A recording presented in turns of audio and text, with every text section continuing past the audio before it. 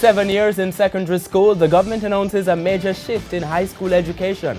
Good evening and welcome to Primetime News, on air and online at onespotmedia.com. I am Archibald Gordon. And I'm Doreen Samuels. Also this evening, Highway North-South toll discount announced. More on the impact of the North-South Highway. An election petition is filed. Cane farmers react to impending changes in sugar industry. And in the business day, the competition in Jamaica's cable TV industry is about to heat up. There's also the health report, sports commentary and weather in the Primetime package. But before the break, the feedback question.